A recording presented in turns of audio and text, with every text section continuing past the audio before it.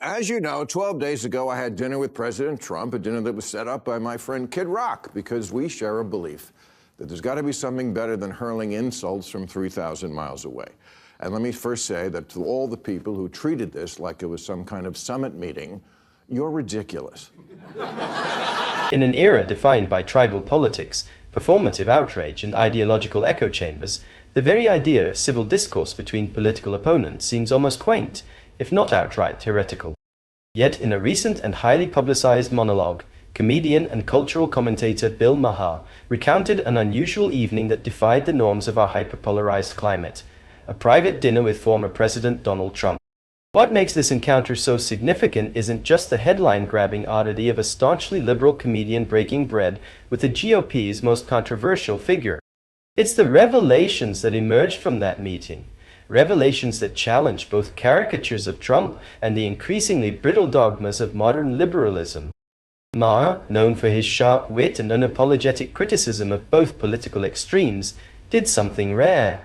He offered an honest, nuanced portrait of a political figure whom he has skewered for years, without abandoning his principles or resorting to sycophancy. This analysis examines the key themes in Maher's monologue, not as a celebrity dinner recap, but as a cultural artifact that exposes the fault lines in America's political discourse. It explores Trump's dual persona, Maher's critique of the left's refusal to engage, and the broader implications for how we define leadership, dialogue, and dissent in the 21st century. What follows is not just an examination of a dinner. It's a dissection of our political theater and the roles we've all been cast to play. Like I was going to sign a treaty or something. I have no power, and he's the most powerful leader in the world. I'm not the leader of anything, except maybe a contingent of centrist-minded people who think there's got to be a better way of running this country than hating each other every minute. So, thank you.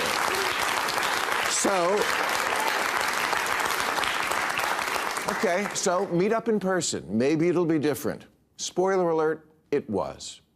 First good sign, before I left for the Capitol, I had my staff collect and print out this list of almost 60 different insulting epithets that the president has said about me. Let's talk about the elephant in the room, or perhaps more accurately, the elephant at the dinner table. When Bill Maher sat down with Donald Trump for a private dinner, what he found wasn't the roaring red meat-throwing demagogue that dominates cable news clips and social media timelines.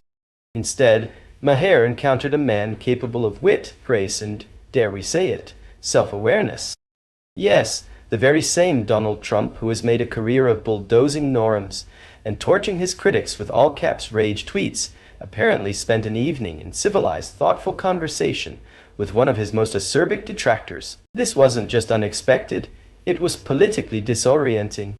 Maher recounts that Trump not only tolerated the presence of a man who once compared his father to an orangutan, but actually signed a list of 60 past insults he'd hurled at Maher with what seemed to be genuine humor.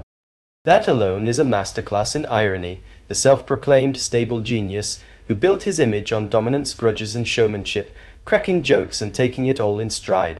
Where was the volcanic temper, the petulant pride, the unrelenting offense machine? Apparently, off-duty. And therein lies the deeper political curiosity. This version of Trump, the private, personable, seemingly open-minded version, is rarely allowed to surface in public.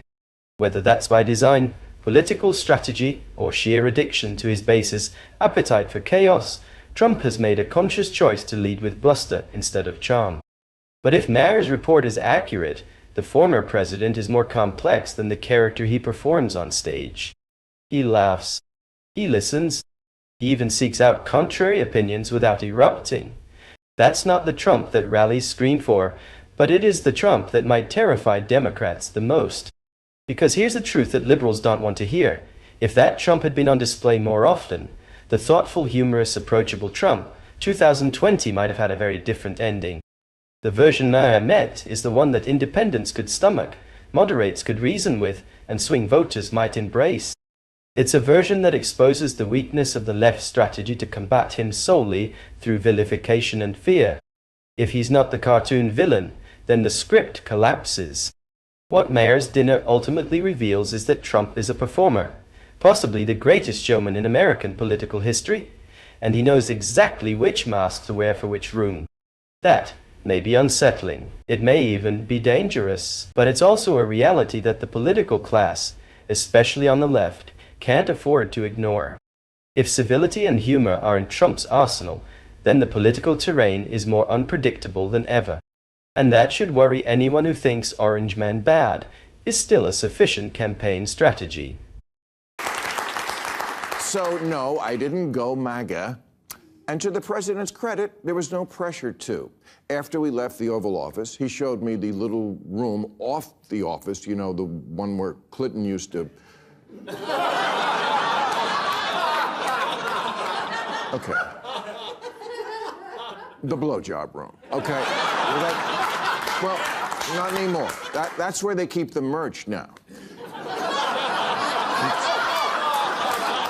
It is. And he gave me a bunch of hats, but he didn't ask me to take a picture in one, which I appreciated.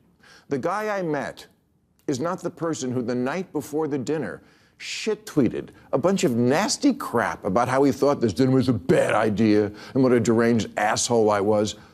I read it and thought, oh, what a lovely way to welcome someone to your house.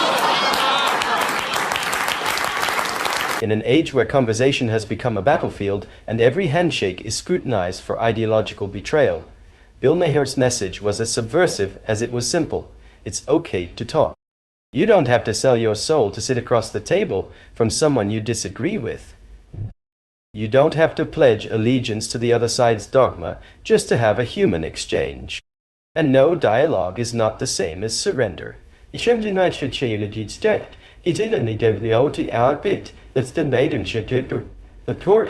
it's important heart. That was the beating heart of Maher's account. He didn't go to the White House to be converted, and Trump didn't try to convert him. It wasn't a summit, a negotiation, or some twisted political kabuki. It was what we used to call a conversation. And in today's climate, that act alone feels like radical dissent. Maher made it abundantly clear he didn't wear a MAGA hat, he didn't pose for propaganda photos, and he didn't pull any rhetorical punches. He wasn't there to capitulate, he was there to engage. And that, ironically, makes him more principled than many of the keyboard warriors who claim moral superiority while shouting down any form of dialogue as platforming the enemy. The dinner represented something the political class has all but forgotten: civic maturity. Maher wasn't starstruck, nor was he sucked into some right-wing vortex. He maintained his views, voiced his disagreements, and still managed to share space with someone he has lambasted for years. That's not weakness, that's intellectual confidence. It's easy to hurl grenades from a studio desk or behind a social media avatar. It's far harder to sit down and say, "Here's where I think you're wrong," while looking your opponent in the eye. More importantly, the absence of pressure from Trump to convert is itself worth noting. For all the narratives of cultish loyalty and authoritarian control, this was a moment when Trump appeared content simply to listen, talk, and engage without demanding ideological submission. No litmus test, no loyalty oath, just dialogue. And maybe that's why so many on the left reacted with rage, because what Maher demonstrated is that it's possible to engage without capitulating, to talk without betraying, and to challenge without canceling. That terrifies the orthodoxy. It disrupts the narrative that conversation with the other side is tantamount to treason. Just for starters, he laughs. I'd never seen him laugh in public, but he does, including at himself. And it's not fake. Believe me, as a comedian of 40 years, I know a fake laugh when I hear it. And I thank you for them.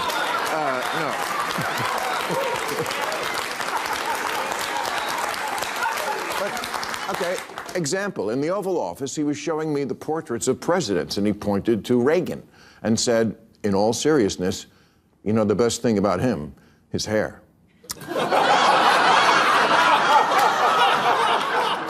I said, well, there was also that whole bringing down communism thing, waiting for the button next to the Diet Coke button to get pushed and I go through the trap door. But no, he laughed, he got it. I said to him at one point, Mr. President, you know the dog, that's unusual in the White House. He said, well, a lot of the presidents, they had a dog for political reasons. I said, no, people love dogs, that's what that is. Oh yeah, okay, that's true. Perhaps the most jarring revelation in Bill Maher's account wasn't just that Trump can be civil, it's that Trump can be almost normal, curious, engaging, even likable. And yet, that Trump, the one who cracks self-deprecating jokes and listens without barking, only seems to exist behind closed doors. The version the public gets is a pyrotechnic show of grievance, chaos, and theatrical outrage. Maher's shock is our shock. Why does Trump play the heel when he's capable of being the statesman? This dual persona isn't new, but rarely has it been described with such intimate clarity. The Trump behind the curtain is a man who can take a joke, absorb criticism without exploding, and even reflect on his own contradictions with a knowing smirk. That version of Trump could, in theory, rebuild a coalition of swing voters, disarm critics, and maybe, just maybe, lead with some level of grace. But that's not the Trump we see on the rally stage. That's not the Trump who rants about rigged elections, insults reporters, or bullies his political enemies with juvenile nicknames. That's not the Trump who whips his base into frenzies, or who trades diplomacy for dog whistles. The public Trump is a walking bonfire, constantly inflamed, feeding on conflict, turning every encounter into a zero-sum spectacle. So the question becomes, is this split intentional? A strategy, a survival instinct, or is Trump simply addicted to the feedback loop of performance, unable or unwilling to be the man Maher met for more than 2.5 hours? From a political standpoint, the implications are enormous. If the kinder, more introspective Trump made public appearances, even intermittently, it would utterly scramble the current narrative. Democrats would be forced to recalibrate their attacks. Moderates might reevaluate their disdain. And the media, perpetually hooked on chaos, would have to confront the possibility that they've only been feeding one side of a very complicated machine. But Trump doesn't seem to want that. Or at the very least, he doesn't believe it sells. He has found power and popularity by playing the chaos agent, and he plays it so convincingly that even those who know him privately forget there's an off switch. Maher's dinner pulled back the curtain, and what he found wasn't a monster, but an actor who's been typecast and refuses to retire the role. And maybe that's the greatest irony of all. Donald Trump could be the most electable man in America, if only he weren't Donald Trump in public. Thanks for watching. If you appreciated this breakdown, and want more sharp, honest political commentary without the media spin, make sure to hit that like button, drop a comment, and most importantly, subscribe to the channel. We're just getting started, and your support helps keep real conversations alive. See you in the next one. Stay sharp, stay critical, and never stop questioning the narrative.